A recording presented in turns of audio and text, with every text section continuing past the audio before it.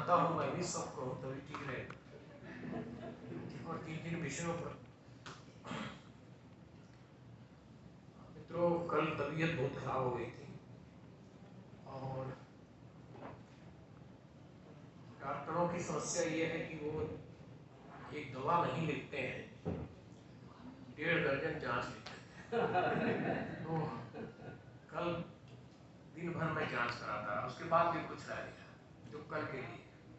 आज एक और कार्यक्रम था गुरु नानक पर, तो वहाँ से होकर यहाँ आया। तो मन तो था कि आराम करूँगा, सुनूंगा, लेकिन ये सौभाग्य था मेरा कि मुझे अच्छे व्याख्यान सुनने को मिले। परसों भी मैंने सुना था दोनों को, और कल जो व्याख्यान हुए उनकी खबरें कुछ मैंने पढ़ी थी। एक बहुत बड़े विषय पर जिसके बाहर कुछ है नहीं, अपना पूरा भक्ति आंदोलन, हमारा नवजागरण, वैश्विक घटनाएं परिघटनाएं, आज की स्थितियां, सब पर तमाम विशेषज्ञ विद्वानों को आप लोगों ने सुना। जो जिन लोगों ने 3 दिन सुना वो सारे लोग बड़े सौभाग्यशाली हैं।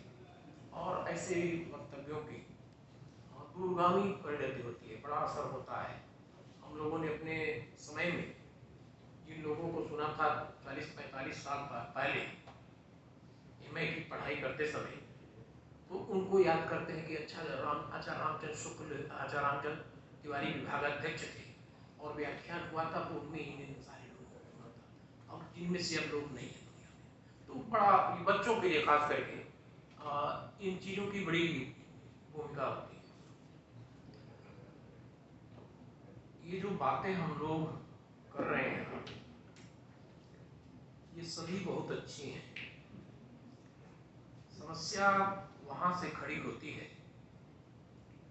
मैं उन तमाम संतों और तमाम कवयित्रियों की चर्चा नहीं करने जा रहा हूँ।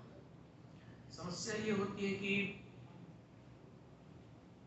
और ये हमारे समय की बड़ी समस्या है कि शब्द निरर्थक हो रहे हैं, शब्द से अर्थ अलग हो रहा है। हमारे वक्तव्य और हमारे व्यवहार में बड़ी फांक है। जो बातें हम कर रहे हैं वो हमारे आचरण में नहीं दिखाई पड़ रही।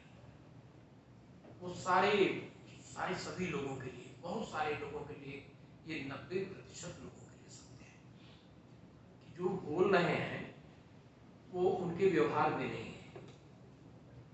दिन का व्यवहार देखिए और रात का व्यवहार देखिए, बड़ा अंतर आ जाता है। हम लोगों ने तमाम ज्ञानियों को देखा है। आज की जो समस्या है, समस्या यही है, ज्ञान की कमी नहीं है। ज्ञान तो गूगल भी परोस रहा है और ज्ञान से पुस्तकें भरी हुई हैं, और हम लोग रोज बोल रहे हैं, रोज सुन रहे हैं, तो ज्ञान इतना है कि उसे समेटना बड़ा कठिन हो गया है। मुश्किल तब आ रही है कि जिन विद्वानों से हम लोग बड़ी बड़ी बातें सुनते हैं, उनके जब व्यवहार को देखते हैं तो अजीब स्थिति, क्या समझा जाए। मेरे पड़ोस में एक प्रोफेसर रहते थे, अभी चले गए। वह इतनी अच्छी बातें करते थे, और जब वो अपने घर से निकलते थे तो पत्नी घर में रहती थी, बाहर से ताला बंद करके जाते थे। ये है, ये ज्ञान है। एक प्रोफेसर मेरे मित्र हैं, वो दिन भर स्त्रियों के हित के बारे में बोलते हैं, जहां देखें बोलते हैं। और उनके पड़ोसी ये कहते हैं कि रोज पत्नी को मारते हैं। यह शब्द और अर्थ, मतलब कि हम सिर्फ लफाजी करने के लिए पैदा हुए हैं। हम कुछ भी बोलें और हमारे आचरण में उसका जरा भी अंश न दिखाई पड़े। समस्या यही है कि शब्द से अर्थ भाग रहे हैं, गायब हो रहे हैं। तो यह एक बड़ी समस्या है। हम अपना घर नहीं संभाल पा रहे हैं। मैं 2 मित्रों की चर्चा कर रहा हूँ। ये जो मोबाइल है, जो जब आया था तो जोड़ने के लिए ही चला था, यह इसने जोड़ा भी, बहुत सारे मित्र मिल गए, बहुत पुराने मित्र मिल गए, लेकिन इसकी परिणत ये हुई कि मेरे दो मित्र जो प्रोफेसर हैं और पत्नियां भी प्रोफेसर हैं, उन दोनों के बच्चे इस मोबाइल के कारण खराब हो गए। एक बेटा बड़ा हो गया, 17-18 साल का एक मित्र का, वह सोया रहता और मोबाइल में ऐसे सिर लगाए रहता है, उसको उठा दीजिए वहां से तो फिर जमीन पर लेट कर फिर उसी में सिर लगा लेता है। अजीब स्थिति हुई है। पति पत्नी दोनों प्रोफेसर हैं, ये बच्चों को, विद्यार्थियों को ज्ञान दे रहे हैं, उनका बच्चा कहाँ जा रहा है।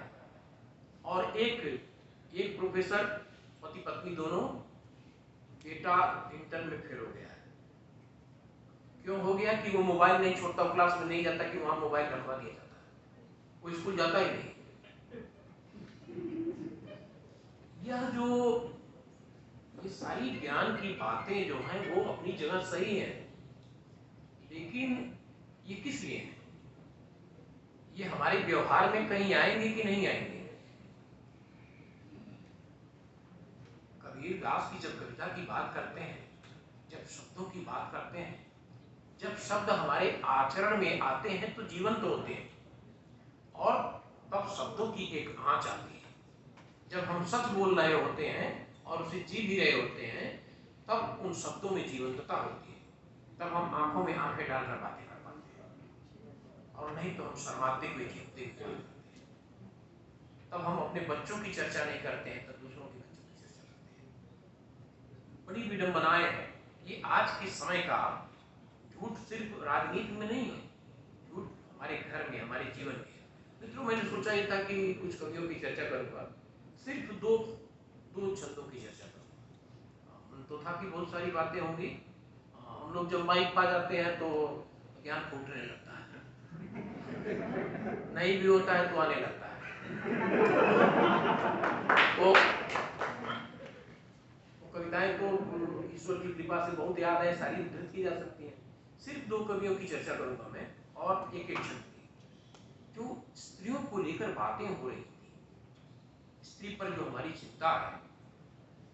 कुछ ऐसे कवि हैं जिनका नाम नहीं लिया जाता, जिनकी चर्चा होती ही नहीं है। हमारे यहाँ एक केशवदास नाम के कवि, केशवदास एक बड़ा कवि, लेकिन आचार्य शुक्ल जी ने शुरुआत कर दी थी, और सारे कवियों ने अपनी सारी प्रतिभा वहां दिखाई कि केशव को कैसे छोटा बनाया जाए। जहां एक तरफ तमाम कवियों को बड़ा बना दिखाने के लिए तमाम सारे लोग प्रतिभा दांव पर लगा रहे हैं, एक दौर में केशव को सिर्फ छोटा बताने के लिए बहुत सारे तर्क खड़े थे।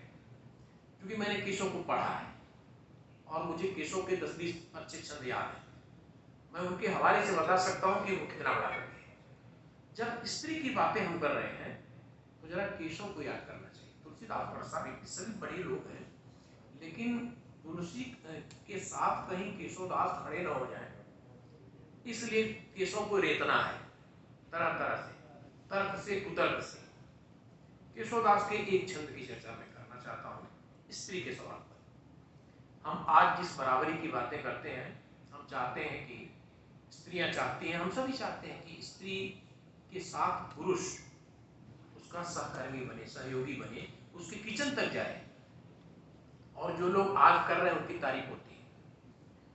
केशव के राम और सीता दोनों वन पथ पर जा रहे हैं। तुलसी का आपने पढ़ा है, बहुत रोचक है वन वाला प्रसंग। राम लक्ष्मण सीता जा रहे हैं, केशव के राम और सीता लक्ष्मण चले जा रहे हैं।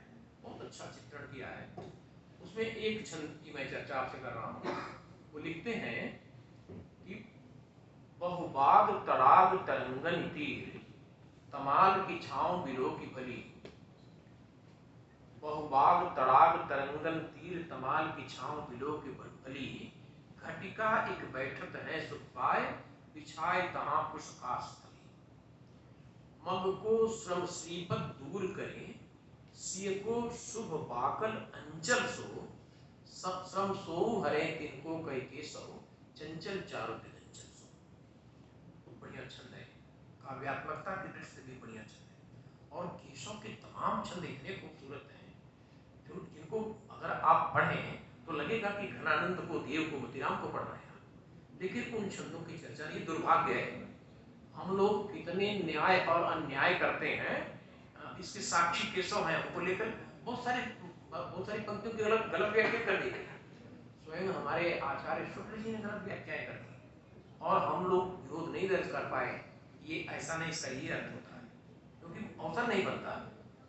इस छंद में केशवदास ये कह रहे हैं कि रास्ते में बहुत सारे बाग हैं, तड़ाग हैं, कमाल के वृक्ष हैं, सरोवर हैं, तो कहीं छाया देखकर चलते चलते थक गए हैं और कहीं बैठ जाते हैं। कुछ घास फूस जहाँ है वहाँ बिछाकर बैठ जाते हैं और उस क्रम में ये कहते हैं कि मग को श्रम सीपत दूर करे, सिय को शुभ वाकल अंचल सो। सीता और राम दोनों थके हुए हैं, पसीने में डूबे हुए हैं। राम अपने वलकल वस्त्र के अंचल से सीता को पंखा चलते हैं। मग को श्रम श्रीपद दूर करें, सिय को शुभ वाकल अंचल सो। यह है एक पुरुष, अब तक क्या हमने देखा था, यह काम स्त्रियां ही करती आई थी। यह काम स्त्रियों के लिए सुरक्षित था, पुरुष करेंगे तो अपमान हो जाएगा। लेकिन एक पुरुष जो राम है, वह उससे केशवदास सीता को पंखा चलते हुए दिखलाते हैं और सीता उसके जवाब में प्रेम के साथ राम को प्रेम भरी नजरों से दिखती है। अद्भुत छंद है। हम लोग इन छंदों की चर्चा नहीं करते हैं। हम लोग बहुत दूर की कौड़ी खोजना चाहते हैं, चकित करना चाहते हैं। एक छंद तो ये, इस तरह के बहुत सारे छंद हैं, केशवदास को फिर से पढ़ा जाना चाहिए। और दूसरा छंद मैं आप लोगों को, बच्चों को खास करके सुनाना चाहता हूँ रसखान का। रसखान बड़े कवि हैं, हम लोग अपने यहाँ पढ़ाते हैं उनको। रसखान का एक छंद है जो विद्यार्थियों को याद होना चाहिए, न याद हो तो याद कर लेना चाहिए। जिंदगी में जरूरत पड़ती है और जरूरत पड़ती है, हम लोगों को याद है, तभी आपके साथ खड़े हैं, तभी चर्चा कर रहे, नहीं कर पाते, बाद में होते किसी बहाने यहाँ से। तो उनका छंद है, ब्रह्म में ढूंढो पुराणन गानन, वेद ऋचा सुनी चौगुनो चायन, देखी सुनी कतहु न कहूँ, वह कैसो स्वरूप हो कैसो सुगायन। हेरत हेरत हारि रहे, रसखान बतायो न लोग लुगायन, देखो दुरो वह कुंज कुटीर में बैठ पनोटत राधिका पायन। बहुत बढ़िया छंद है। जिस ब्रह्म को जानने के लिए, जिसकी तलाश में वेदों को, पुराणों को पढ़ा, ऋचाओं को पढ़ा, सारे धर्म ग्रंथों को पढ़ा, हेरा, देखा, तेरा, पुकारा, लेकिन वो कहीं मिला नहीं। वो कैसा है, उसका स्वभाव क्या है, वो देखने में कैसा लगता है, पता नहीं चला। एक दिन अचानक देखा कि वह कुंज कुटीर में फूलों के झुरमुट में बैठकर राधिका के पैर दबा रहा था। यह रसखान का छंद है कि हम सभी लोगों ने देखा है कि बहुत सारी देवियां देवताओं के पैर दबाते हुए दिखाई पड़ती हैं। स्त्रियां, पत्नियां पुरुष का पैर दबाएंगी तो उनका धर्म है ही, नहीं करेंगे तो नरक में भी जगह नहीं है। लेकिन रसखान के यहाँ कृष्ण जो ब्रह्म है, वह ब्रह्म राधिका के पैर दबा रहा। यह एक नए ढंग का प्रस्थान कर रहे थे ये लोग, एक नई प्रस्तावना। इस तरह के कवि जिनकी चर्चा कम होती है, वह अपने साहित्य के माध्यम से कर रहे थे, जिनकी तरफ ध्यान जाना चाहिए। विद्यार्थियों को जो यहाँ बैठे हुए हैं, उन्हें इन चीजों को देखना चाहिए, इनको पढ़ना चाहिए, इनको विकसित करना चाहिए। असली बातें तो वहां हैं जहां छूटी हुई हैं, जहां जिनकी चर्चा नहीं हो रही है।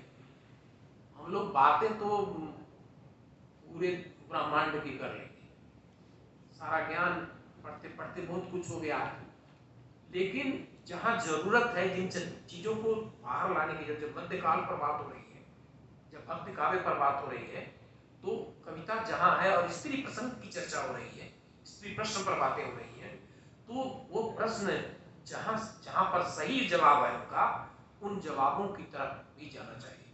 मित्रों, आप लोगों ने 3 दिन से बहुत सुना है और मुझे भी शुक्रिया।